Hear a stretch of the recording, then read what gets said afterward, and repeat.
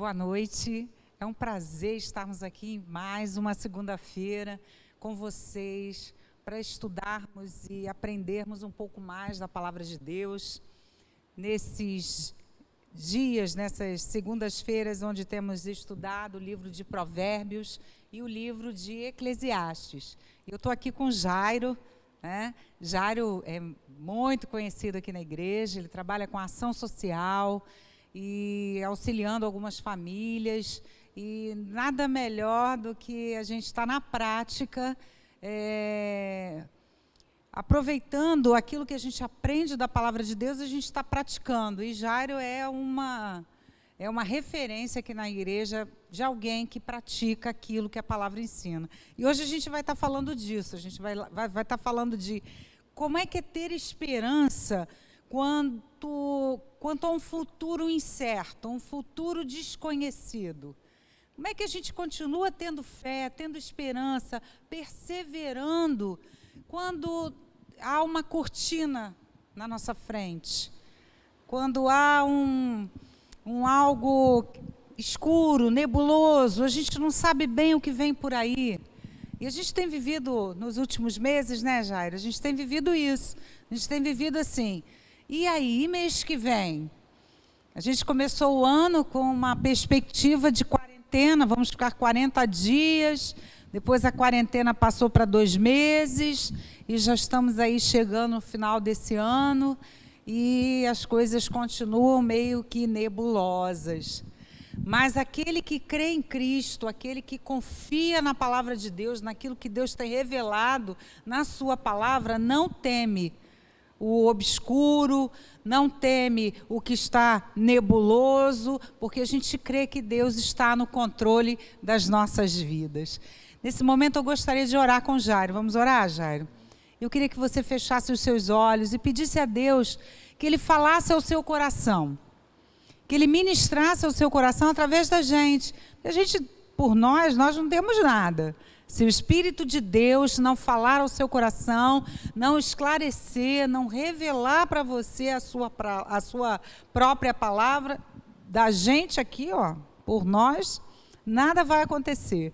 Mas o Senhor pode falar com você e com a sua família nesse momento. Feche seus olhos, vamos orar. Amado e querido Deus, neste momento em que a tua igreja está reunida em torno da tua palavra, nós queremos primeiro te agradecer pela oportunidade que temos de estarmos aqui, para engrandecermos o teu nome, testemunharmos do teu amor através das nossas vidas, mas principalmente deixarmos que o Senhor nos use como instrumentos. É isso que nós, nesse momento, te agradecemos e te pedimos graciosamente, Senhor, distribui a parcela da tua palavra para cada coração agora que está assistindo essa videoaula, Senhor.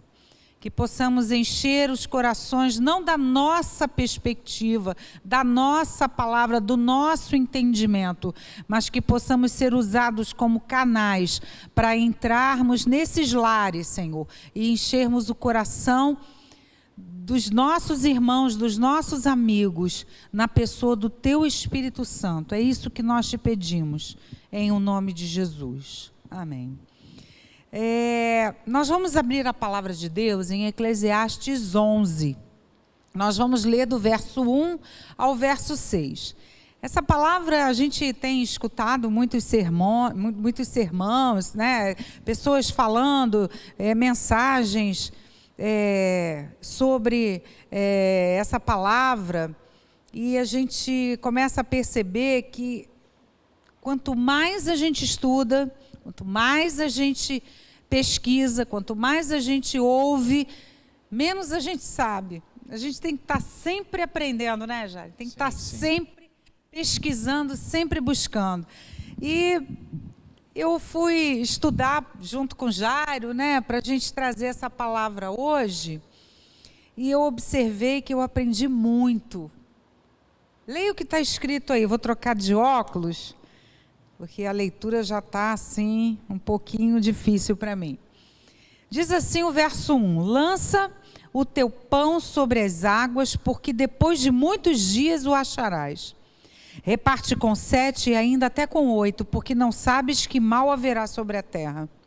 Estando as nuvens cheias, derramam a chuva sobre a terra, e caindo a árvore para o sul ou para o norte, no lugar em que a árvore cair, ali ficará. Quem observa o vento nunca semeará, e o que olha para as nuvens nunca cegará. Assim como tu não sabes qual o caminho do vento, nem como se formam os ossos no ventre da que está grávida, assim também não sabes as obras de Deus, que faz todas as coisas. Pela manhã, semeia a tua semente, e à tarde, não retires a tua mão, porque tu não sabes qual prosperará, se esta, se aquela, ou se ambas igualmente serão boas. Eu já vou passar para Jairo trazer para nós as impressões dele. Quais foram suas impressões? O que você achou desse texto? Vamos lá, Jairo. Então, quando me fizeram a proposta de estar estudando, né? Primeiramente, boa noite, né? Desculpa a indelicadeza. Quando me foi lançada a proposta de estar estudando Eclesiastes 11, há uns 8 anos atrás eu já tinha lido esse versículo e relia, nunca entendia por que se lançar o pão. Então, tive que procurar um contexto para saber qual o motivo de lançar o pão. Eu falei assim, lançar o pão sobre as águas, depois de muitos dias acharás, não tem muita lógica.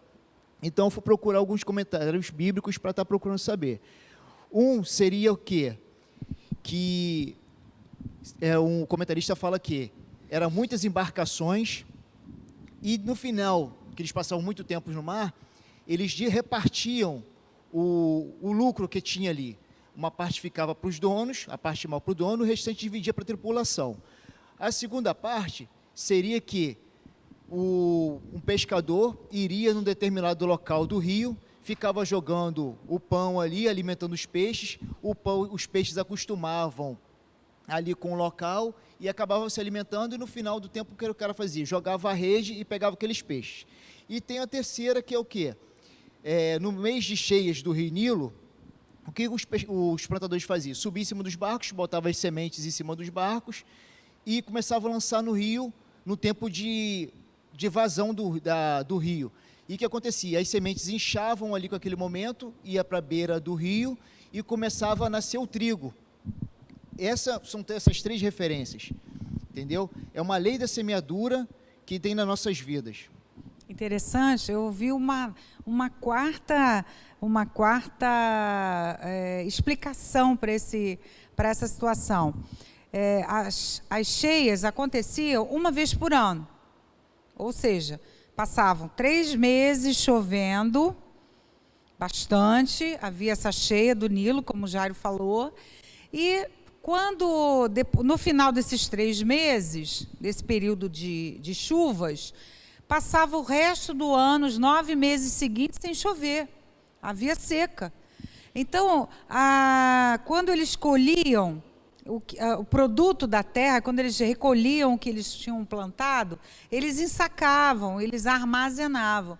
E iam consumindo aquilo que eles tinham armazenado. A gente vê aí a história de José, né, no Egito, quando aconteceu os 7 anos de seca, eles estavam acostumados com uma seca, mas não uma seca de 7 anos, não a fome de 7 anos. Eles estavam acostumados com uma seca de 9 meses. No final de 9 meses vinha chuva. Então, eles se preparavam para isso. Eles colocavam as sementes no fundo dos sacos e iam consumindo os primeiros grãos. Quando já estava chegando o período da seca, eles olhavam e tinham essa opção. A gente vai alimentar as crianças, o gado, a gente mesmo, o pessoal da casa, os empregados, a gente vai alimentar a turma, ou a gente vai guardar as sementes para plantar no período das chuvas. Então, eles acreditavam que naquele momento certinho as chuvas viriam. Então, eles conheciam eles meio que tinham a previsão do tempo. Olha, vai chover daqui a alguns dias, então vamos segurar, vamos aguardar. Eles tinham esperança que haveria esse retorno das chuvas. Então, é interessante que essa palavra me faz lembrar, Jairo, de Mateus 13, da parábola do semeador. Quando o próprio Jesus está falando de alguém que pega um punhado de sementes e lança e vai lançando. Algumas vão cair pelo caminho, aleatoriamente, outras vão cair no meio das pedras, aleatoriamente, outras vão cair nos próximo a espinheiros, ali no meio daquelas plantas, e outras vão cair em boa terra. E aí eu trago essa ilustração para nós, essa parábola para nós, dizendo o seguinte: nós precisamos lançar o nosso pão sobre as águas. A gente precisa pegar essas sementes, porque eu acredito que a palavra é a semente, sim, e nós sim. precisamos distribuir. O que nós temos feito enquanto igreja para semear em boa terra? Para procurarmos terrenos férteis e semearmos. O que nós temos feito? Ou a gente está jogando por jogar, está lançando por lançar. Eu ouvi um pastor dizendo assim: não aguento mais live. Não suporto mais ouvir gente falando em vídeo. É o que nos resta nesse momento. Nós não poderíamos, durante esse ano de pandemia, estar nos reunindo aqui, dando aulas aqui. Então, o que sobrou para a gente? É entrar na sua casa através dessa tecnologia. Então, mas nós cremos que essa semente, a gente não está lançando de qualquer maneira. A gente tem um objetivo, a gente tem um foco. Nós temos alcançado pessoas que estão hospitalizadas, pessoas que estão de seus lares doentes, né? Sim, a sim. semente não tá sendo lançada de qualquer maneira. Nós temos um objetivo, como eu já falei. E o que você tem a dizer sobre isso, Jairo? É preciso semear com fé, né? Porque sem fé não tem como você colher futuramente. E é a lei da semeadura nas todas as áreas da vida. Se a gente não tiver, se estiver semeando, como nós vamos colher? Então, é necessário semear. É interessante, Jairo, que quando a gente fala semear em todas as áreas da nossa vida, eu fico pensando em quantas pessoas estão, na verdade, negando essa ordem, porque lança o teu pão sobre as águas, Sim, sim. me soa como uma ordem. Sim. É uma ordenança, né? Não é ficar estático, é sair do cômodo, né? É igual o ID. Ele não pede, ele ordena. E muitas das vezes a gente fica com medo de lançar. A gente tem que, na verdade, é o seguinte: a gente tem que incluir Deus em todas as nossas conversas. A gente fica muitas das vezes, conversa com muitas pessoas que não são cristãos, e você não insere Jesus no meio da conversa. Se você tiver a oportunidade de inserir Jesus na conversa, insere. Porque é a maneira de você lançar uma semente. E ele vai ver a diferença na sua vida. E interessante que essa frase, lança, né, é um verbo. Olha, você vai fazer uma ação, é uma atitude. Sim, né? sim. Então, lancei. Quando eu lanço, eu estou sendo proativo. Eu estou agindo antes mesmo de ter pensado, de ter planejado. Eu estou tomando a iniciativa. Eu estou pegando aquilo e estou fazendo. Eu vou fazer. Eu vou fazer independente se muitas pessoas estão à minha volta me apoiando. Eu vou fazer independente se isso me dá um ibope, me dá um marketing, se isso vai fazer diferença. Eu vou fazer. O restante, o resultado, no final, aí eu vejo o que aconteceu. Sim, temos que tomar a primeira atitude, né? Porque vai partir de nós. Outras pessoas vendo, a consequência vai gerando. Outras pessoas vai vendo as atitudes, vai vendo as sementes sendo escolhidas, e por aí vai adiante, né? Porque, na verdade, seria um discipulado. É isso aí. Se eu me discipulando, eu vou discipular outras. Isso é uma maneira de ser semeadura na vida das pessoas. O que não pode é a gente ficar estático esperando que alguém lance para ser colhido. Então, a gente tem que semear, como diz, depois de muitos dias. Pode ser 3 dias, 2 dias, 1 ano, enfim. um dia a semente vai ser colhida. Com certeza, não existe semente que a gente lance com fé, com perseverança, acreditando que Deus vai dar o crescimento, que ela não volte para nós, com certeza ela vai voltar. Agora, interessante, eu estou lendo aqui, reparte com 7 e ainda com 8. Essa prática de repartir é um negócio que você aprendeu cedo no Evangelho. Como é que foi isso na sua vida, Jair? Então, eu estava conversando na Antena Vinda, que aconteceu um fato comigo essa semana, que eu fui procurar um determinado serviço. E eu cheguei para a pessoa, queria fazer o serviço, perguntei quanto ficaria, e ele simplesmente falou que não me cobraria, porque um tempo atrás eu ajudei ele, só que eu ajudei não por sabendo que ele trabalhava nessa determinada área, eu ajudei sem pensar em retorno nenhum. E ele falou assim: não, Jairo, eu quero o seguinte, eu quero te pagar, eu tenho condição de ofertar na tua vida, de pagar o serviço que vai ser executado. Ele falou assim: não, Jairo, eu não quero que você me pague, eu quero que você compre o material e eu vou te ofertar a minha mão de obra. Eu falei assim: não, eu acho injusto, porque você vai estar trabalhando e eu quero pagar pelo seu serviço. Que briga boa, hein? Aí foi aquela discussão entre eu e ele, assim, você vai pagar, eu não vou pagar. E ele falou assim, simplesmente, falou assim: Jairo, o que vai acontecer é o seguinte, você vai comprar o material, você vai chegar aqui com o dinheiro para me pagar, e eu vou chegar na tua igreja e eu vou devolver o dinheiro. Eu quero simplesmente que você faça o quê? Você invista no ministério ao qual você está atuando. Aí ele me deu um tapa de luva de pelica, né? Porque eu entendi que, tipo assim, eu fiz sem mostrar. Quem faz com a mão esquerda não está mostrando com a direita. É isso que todo cristão deve fazer, não para procurar reconhecimento. E uma coisa também que me puxou, assim, veio trazer à tona, a igreja em si. Nesse período de pandemia, que começou mais ou menos no começo de março, né? A igreja tem investido na vida de outras pessoas. É sementes que já estamos recolhendo. E eu questionava muito a Deus. Eu falei assim: Deus, a gente fica ali na ação social, todo mês distribui uma cesta básica, e não aparece ninguém. Parece uma ingratidão de outro lado, mas não. Eu tenho visto sementes sendo germinadas, porque não é só entregar a cesta. Não entregar a cesta, muitos falam assim: ah, você vem aqui, eu pego a cesta e vou embora. Não, você vem, pega a cesta, ouve a palavra. Não tem esse de pegar a sua cesta e ir embora. A palavra é lançada ali naquele momento. Tem horas que a palavra é um pouco dura, mas a semente está chegando, por ser dura, a semente também é lançada. E a gente tem ouvido casos que tem pessoas que estão procurando as igrejas que estão afastadas, algumas pessoas vêm aqui na igreja, e assim é a semeadura. O negócio é lançar, não poder ficar estático. De jeito nenhum. E é interessante que em 2 de Coríntios, abre a sua Bíblia aí, capítulo 9, no verso 6, o apóstolo Paulo está falando, na verdade, nesse texto, quanto à administração desses bens a favor dos santos. Tá? Ele está falando disso, ele está falando desse momento de ação social que a igreja lá em Corinto estava passando. E olha só o que ele diz no verso 6. E digo isto, que o que semeia pouco, pouco também ceifará.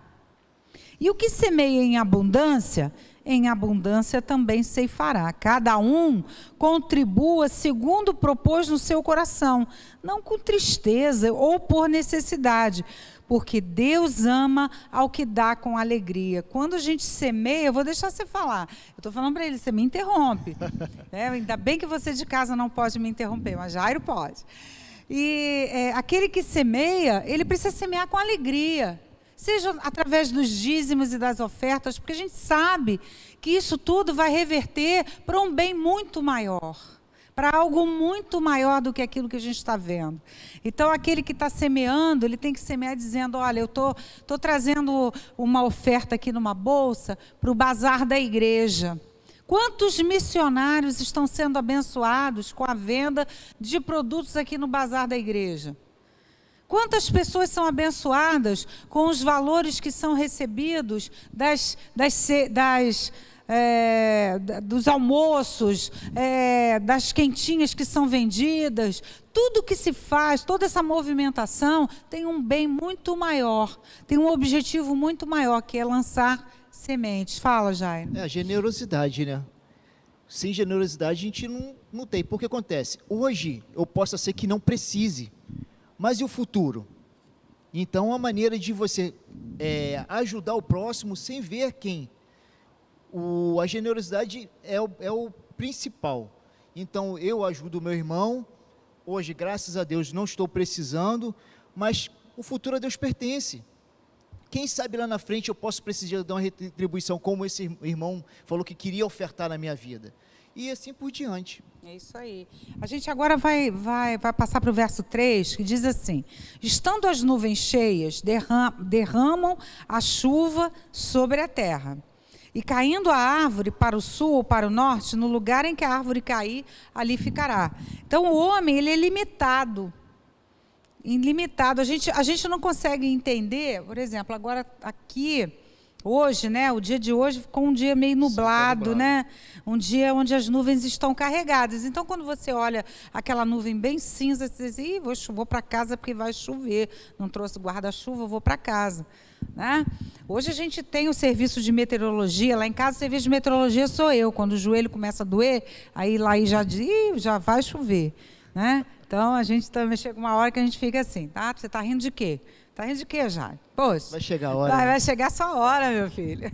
A idade chega para todo mundo. Exatamente. A gente assistiu isso na outra aula, né? Que Sim, tempo para todo mundo. Então, meu tempo já está na hora, eu estou crocante já. Então, chega um momento em que você olha e diz assim, o que vai acontecer? Esse versículo quer dizer isso. Estando as nuvens cheias, há um sinal. Existe um sinal quando as nuvens estão cheias, mas a hora exata em que a chuva vai desabar, você não sabe. Por mais que você hoje tenha esses serviços de meteorologia, essa tecnologia toda, é Deus quem determina as coisas. E esse texto vai falar disso, esse versículo vai falar disso. Olha, você não sabe de nada. Então é importante semear. Ah, mas não está na hora da chuva, semeia. Ah, mas está na hora do inverno, semeia. Faça, independente do tempo da hora. Tem gente, Jairo, esperando é o que o próximo versículo vai falar. Esperando, eu vou esperar terminar a faculdade. Como é que é isso? Fala desse versículo 4 aí. O 4 vai falar, quem observa o vento nunca semeará. E quem olha para as nuvens nunca cegará, que é colher, né? Na verdade, a gente for conversar com muitos cristãos, vai falar assim, não, quando eu terminar a faculdade, eu me empenho na obra do reino. Ouvi muito isso. Quando eu me aposentar, eu vou me empenhar na obra do reino. E, na verdade, a gente, como a Edra falou, Eclesiastes 3, há tempo para todas as coisas. Hoje, eu posso estar aqui, mas e amanhã? Então, a gente não pode perder tempo para fazer a semeadura. O importante é a gente estar correndo contra o tempo. Hoje nós vivemos nessa vida dinâmica de fazer muitas coisas. Digo por mim que tem hora que eu estou muito atarefado, não tenho tempo nem para almoçar. E a gente quer esperar o tempo determinado para Deus. Fala assim, não, Deus, quando chegar o tempo, não. Você tem que aproveitar todo o tempo. Você tem oportunidade, está no banco? Fala de Jesus. Vou para a loteria, a fila está imensa? Vai ali falando, vai fazendo amizades e vai falando de Jesus, porque você não pode esperar o bom tempo. E se você chegar e não tiver oportunidade de falar de Jesus? Ou chegar nos anos 75 anos, que é cansaço e fadiga. Chegar a minha artrose, ou uma dor no joelho que eu não vou poder mais me movimentar. Então a gente tem que não esperar, aproveitar as oportunidades e falar de Jesus. É interessante, Jário, que você está falando, eu estou me lembrando do enterro da minha mãe. Ela sempre pedia a Deus que ninguém a visse depois que ela tivesse morrido. Porque ela dizia assim, eu estou muito feia, eu envelheci muito, ela tinha 82 anos. E eu não quero que ninguém me veja morta, porque morto deve ficar muito mais feio do que eu estou hoje. Eu vou ficar muito mais feio do que eu estou hoje. Eu disse, mãe, para com isso. Não quero. Eu quero morrer e eu quero que lacre meu caixão. Assim que ela falava. E eu também não quero ficar dentro de fazer que o culto seja num lugar fechado, o culto fúnebre seja num lugar fechado. Eu quero muita música, todo mundo cantando, porque eu vou estar com Jesus. E exatamente do jeito que ela pediu aconteceu. No dia do enterro da minha mãe, não tinha espaço aonde a gente estava, não tinha espaço na capela. Eram 3 capelas, as 3 estavam ocupadas, e nós fizemos o culto fúnebre num corredor de oitis que tem no cemitério do Maruí, ali em Niterói. E o dia estava agradável, um vento batia na gente, e ali a gente cantou, as pessoas pararam para ouvir a palavra, do jeito que ela pediu, o caixão lacrado, porque foi uma exigência, né, da funerária, enfim, por causa do tempo que já tinha passado para esse enterro. Então, o que eu quero dizer com isso? Um mês antes do falecimento dela, ela chamou o pastor da igreja. A minha mãe foi ovelha do pastor Carlos Henrique durante muito tempo. E quando o Carlos Henrique veio aqui para Arraial, ela continuou em Itaúna porque ela morava lá e por causa da condição física dela. A mamãe não enxergava mais e não andava mais. Ela dizia assim, só se Deus tirar minha voz agora, porque ele evangelizava todos os dias pelo telefone. Então, ela chamou o pastor muito zangada e disse para ele, pastor, se o senhor não me der um serviço na igreja, eu vou pedir carta para outra igreja. O pastor ficou olhando para minha irmã, olhando para ela, mas irmã, você não anda, você anda de cadeira de rodas, você não consegue nem tomar banho sozinha. E ela muito aborrecida com ele, e ele testemunhou isso no dia do enterro. Ele disse que ele nunca tinha visto uma pessoa com tanta dificuldade física, cega, cadeirante. Na posse do pastor Carlos Henrique, ela fez questão de vir aqui. Ela estava aqui no primeiro banco, ao meu lado, aqui com a minha irmã, e não enxergando, mas ela estava aqui, porque ela não admitia um cristão vivo sem poder falar da palavra de Deus, sem poder pregar o evangelho. Então, meus irmãos, isso é ficar observando o vento, ficar olhando, amanhã, depois da manhã, quando eu melhorar, talvez você nunca melhore. Talvez Deus não proporcione a você ficar curado. Então, faça sem poder fazer mesmo. Quantas vezes o médico diz para você assim, fica no leito, fica na cama. Eu sei bem o que é isso. Quantas aulas eu preparei com a minha perna para cima, com o meu pé para cima, por causa da dificuldade que eu tenho. Eu não parei de fazer. A gente não pode parar de semear. Não pode parar de lançar essa semente. Pode continuar aí, Jário, porque eu já estou até me emocionando. Em Mateus 25, 23 vai falar, a palavra de Deus diz que devemos ser fiéis no pouco sobre o muito. Se você não é fiel no pouco de dinheiro, mas se você fala pouco de Jesus, você vai colher pouco. Como a Edra falou, o importante é falar de Jesus. Não é ver a diversidade dos dias e não, está chovendo, não vou sair para falar de Jesus. Hoje, poxa, temos a ferramenta, muitas ferramentas que podemos usar. Temos o Facebook, o WhatsApp. O WhatsApp, muitas vezes, a gente coloca nos status muitas coisas que não se referem. Então, pega, hoje está chovendo, não posso fazer. Uma pessoa que, agora veio à mente, o Hélio, cara. O Hélio aqui da nossa igreja.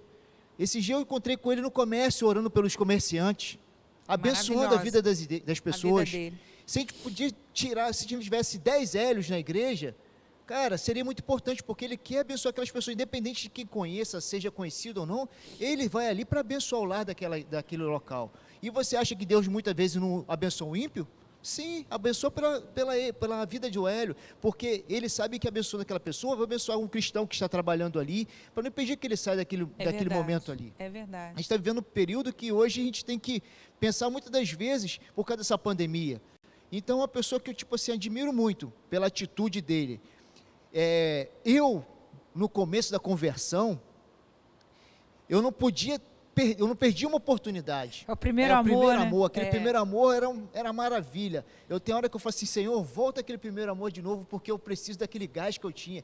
Eu saía de casa, eu não podia encontrar com ninguém, eu queria que aquela pessoa se convertesse, eu queria que a pessoa sentisse Jesus na presença da vida. E as pessoas começaram a falar assim, Jairo, tu está diferente. Eu falei assim, cara, é Jesus, cara. Verdade. É Jesus que mudou a minha vida. Eu quero que Jesus mude a sua vida. E hoje eu fui assim, conversando com ela, eu falei assim, Edra, eu tenho que voltar para o primeiro amor. Eu tenho que conseguir tempo para falar mais de Jesus. E a gente não pode esperar a nuvem passar. E o que é interessante é que a palavra, primeiro, mexe com a gente aqui. Sim, sim. A gente sabe que a palavra vai mexer no seu coração, mas se ela não surtir efeito aqui para nós, para a gente que está passando essa mensagem, para que adianta? Acho que nada vai aproveitar. Interessante que, assim como tu não sabes qual o caminho do vento, olha lá no verso 5, nem como se formam os ossos no ventre da mulher grávida, assim também não sabes as obras de Deus que faz todas as coisas. Hoje nós já até sabemos como muitas coisas funcionam, né? A ciência se multiplicou muito, mas não sabemos na essência como é que Deus faz as coisas, gente. Pela fé nós entendemos que os mundos pela palavra de Deus foram criados, está escrito em Hebreus 11, de maneira que aquilo que se vê não foi feito do que é aparente. A gente sabe que é o Senhor que opera tudo em todos. Existe um versículo na Bíblia que diz assim, é Deus que coloca em nós o querer e o efetuar. Tu está esperando o melhor tempo, a melhor época. Ora a Deus, Senhor, coloca em mim o querer fazer, o querer semear, o querer auxiliar uma pessoa. Não estou falando só aqui na igreja não, porque ser crente na igreja é fácil pra caramba, gente. Ser crente aqui dentro é muito fácil, gente. Todo mundo é santo, todo mundo é bonito, todo mundo é cheiroso, que ótimo. Agora, cruzou aquele portão ali, opa, aí é que você vai ter que testemunhar quem realmente você é, em quem realmente você confia. Na hora da adversidade, aonde você está colocando a tua força, a tua fé, a tua credibilidade, a tua confiança. Então, pede a Deus, Senhor, eu querer poder fazer, eu quero fazer. Coloque em mim o querer fazer. Coloque em mim a atitude de efetuar aquilo que o Senhor quer que eu faça. Vai pedindo a Deus, mas vai fazendo, porque se você pedir, Deus vai colocar. E aí, o que você vai fazer?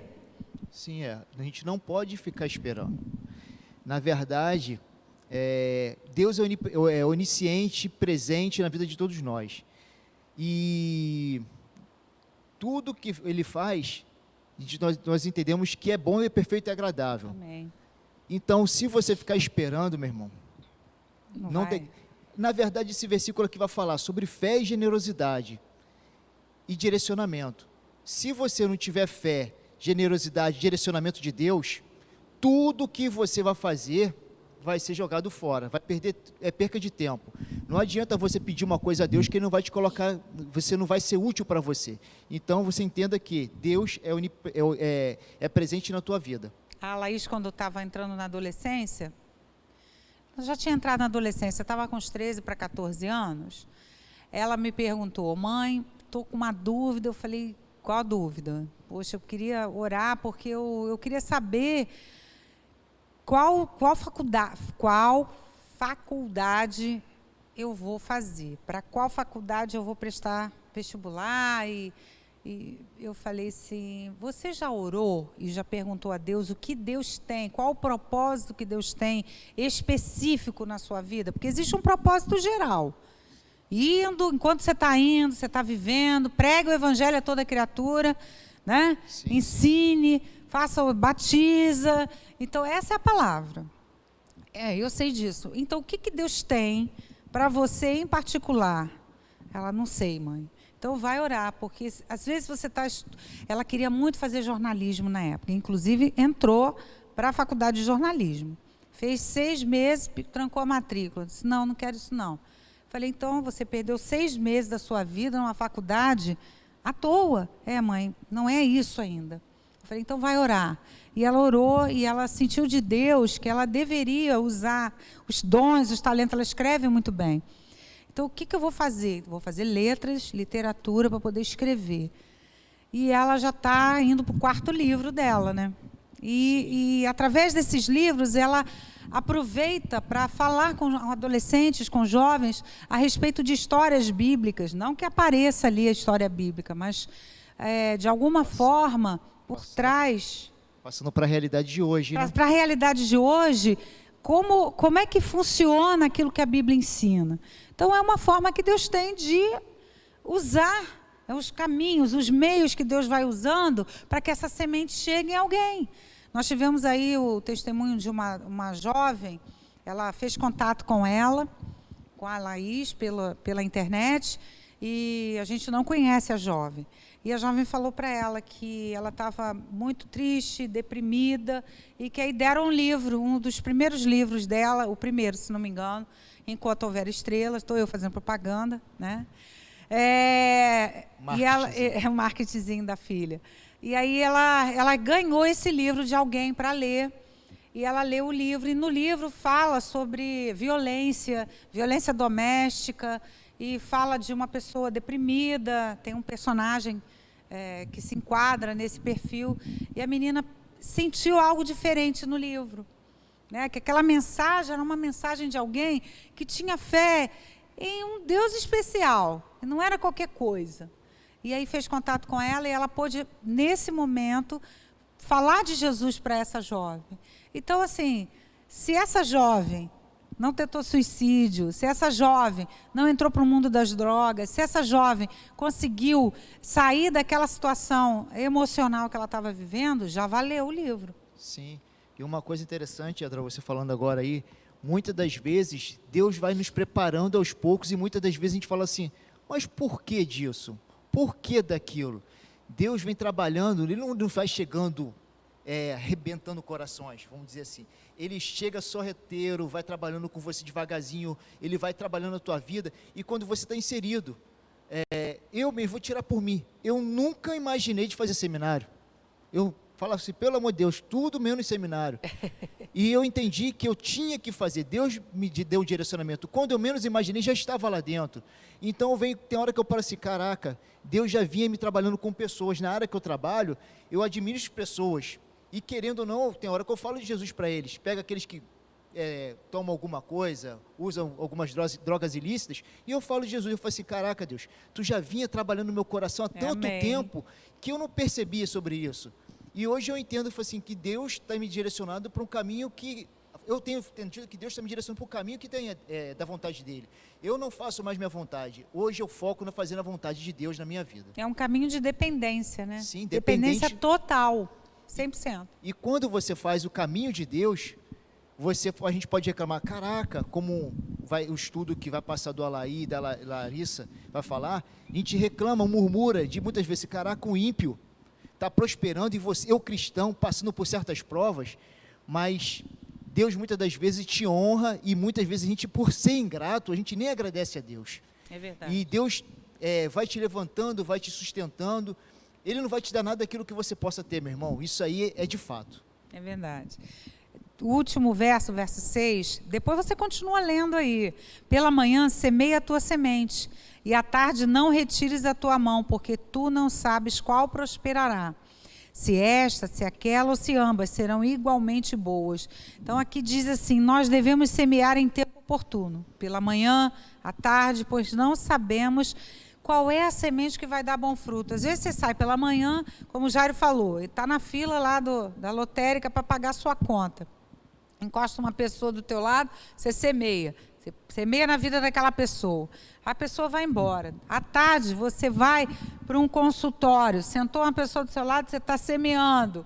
Quantas pessoas passam pela tua vida diariamente, e aí você tem a oportunidade de semear? Passa um tempo, alguém vem na igreja e diz assim, não, é porque eu estava na fila aqui, não sabe que você está aqui, não. Eu estava ali, uma pessoa falou de Jesus para mim. E se essa semente foi você que plantou? Sim. Consequentemente, naquele grande dia em que você vai apresentar aquilo que você colheu, os frutos que você colheu da semeadura que você fez diante de Deus, Deus vai dizer assim, lembra quando você estava na fila? Lembra quando você estava lá no consultório? Aquela pessoa voltou, aquela pessoa veio até mim, aquela pessoa se reconciliou comigo. Então, é importante que a gente não descanse enquanto a gente não tiver semeado na vida de alguém. Em falar em descanso, tem um filme que, se os irmãos não viram, eu peço que vejam, que é Até o Último Homem. Muito lindo. Esse filme aí retrata a semeadura. Na verdade, ele colheu, né? Que ele já tinha lançado, depois ele veio colhendo. Que ele vai para uma guerra, não quer portar arma, ele quase foi expulso por não querer portar essa arma, e, por final, o pai dele lutou por ele, que não queria que ele fosse para a guerra por medo de perder ele. E o pai dele pediu a um general lá, um patente maior, que liberasse ele para ir para a guerra. E sim, liberaram ele. E ele trabalhava como enfermeiro. E, na verdade, no final do filme, ele teve todo aquele confronto, muitos feridos, e ele só pede a Deus, Deus, mais um, e mais um. E, na final de contas, ele praticamente pegou todas as pessoas do batalhão dele, ali que estavam naquela guerra com ele já não tinha força, ele pedia Deus mais um, mão machucada, e ele ali pedindo Deus pelo menos mais um. Que a gente possa usar pelo menos, Deus, eu ganho uma pessoa por dia.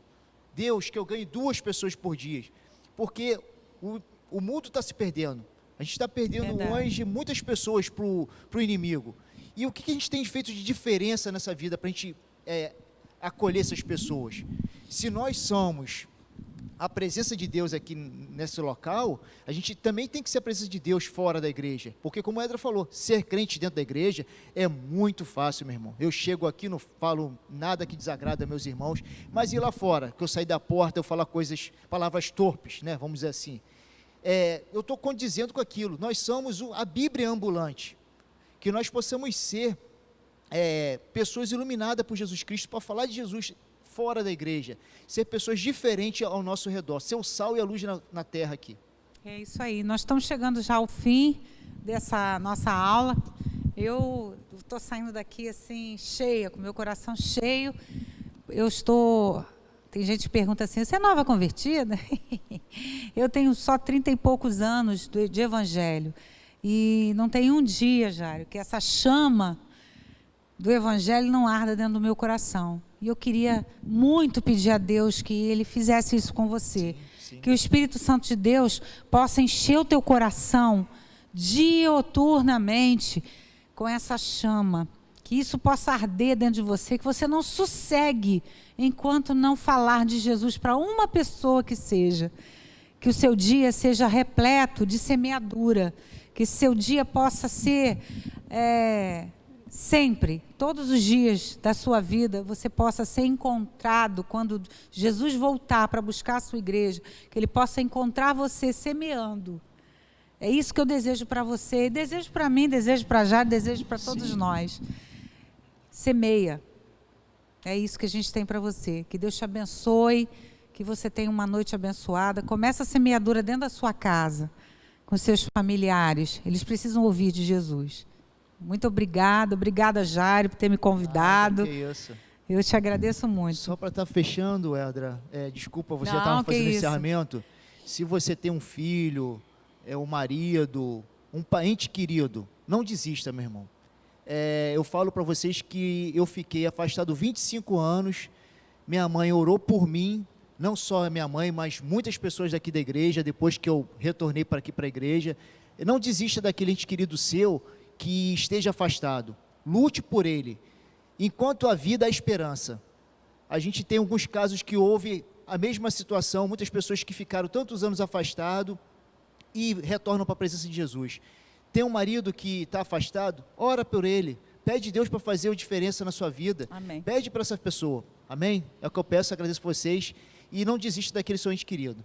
Foi um prazer estar com a Edra aqui. Valeu. E que Deus abençoe a vida de vocês. Boa noite, gente.